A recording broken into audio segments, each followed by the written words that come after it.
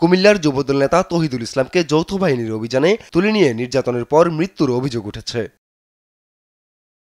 হত্যার বিচার দাবিতে শনিবার লাশবাহী গাড়ি নিয়ে নিজ গ্রাম সহ প্রেস ক্লাবের সামনে বিক্ষোভ ও মানববন্ধন করেছে নিহতের স্বজন সহ কয়েকশো গ্রামবাসী। অমানবিক নির্যাতনের কারণেই তহিদুলের মৃত্যু হয়েছে অভিযোগ করে ঘটনার সুষ্ঠু তদন্ত ও দোষীদের দৃষ্টান্তমূলক শাস্তির দাবি জানান তারা।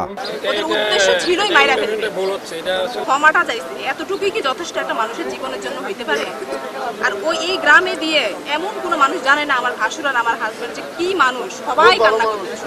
আমার বিচার চাইতে আসছে, সর্বাধিক মৃত্যুর বিচার চাইতে আসছে। আর মিড ক্যাম্প আছে, ওখানকার যে প্রধান আছে ওনার সাথে আমার কথা হয়েছে। উনি আমাকে ফোন করে আশ্বস্ত করছেন যে যারা এই ধরনের অবিচার অন্যায় করছে তাদের বিচার ওনারা করবেন।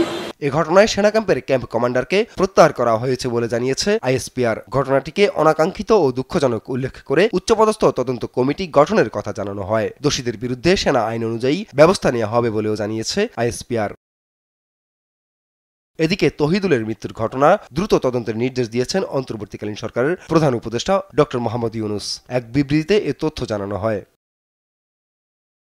এর আগে বৃহস্পতিবার দিবাগত রাত ৩টার দিকে যৌথ বাহিনীর অভিযানে কুমিল্লার আদর্শ সদর উপজেলা থেকে তহিদুর রহমান নামে ওই যুবদল নেতাকে আটক করা হয়। শুক্রবার বেলা 12টার দিকে কুমিল্লা মেডিকেল কলেজ হাসপাতালে তার মৃত্যু হয়। তিনি আদর্শ সদর উপজেলার পাঁচথবি ইউনিয়ন যুবদলের আহ্বায়ক ছিলেন। এ ঘটনায় কোতোয়ালি মডেল থানায় অপমৃত্যুর মামলা করেছে পুলিশ। নিউজ ডেস্ক, দেশ টিভি।